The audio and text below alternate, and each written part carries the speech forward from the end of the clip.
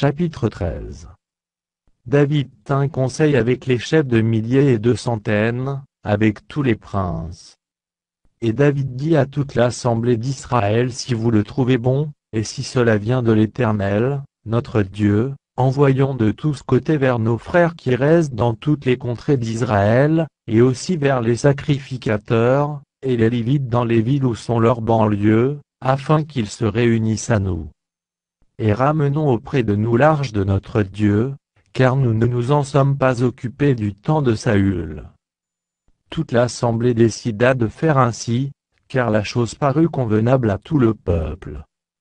David assembla tout Israël, depuis le Shicor d'Égypte jusqu'à l'entrée de Hamath, pour faire venir de Kirjat-Jéarim l'arche de Dieu. Et David, avec tout Israël, monta à Baala, à Kirjat-Jéarim, qui est à Juda, pour faire monter de là l'arche de Dieu, devant laquelle est invoqué le nom de l'Éternel qui réside entre les chérubins. Ils mirent sur un char neuf l'arche de Dieu, qu'ils emportèrent de la maison d'Abinadab. Uza et Achjo conduisaient le char.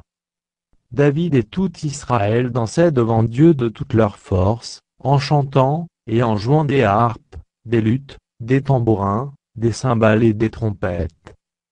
Lorsqu'ils furent arrivés à l'ère de Kidon, Uza étendit la main pour saisir l'arche, parce que les bœufs la faisaient pencher.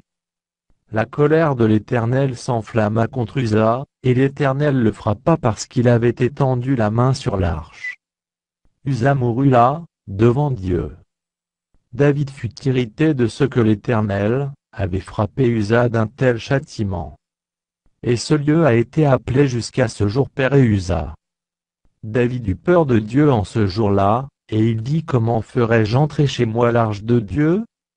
David ne retira pas l'arche chez lui dans la cité de David, et il la fit conduire dans la maison d'Obed-Édom de Gath. L'arche de Dieu resta 3 mois dans la maison d'Obed-Édom, dans sa maison.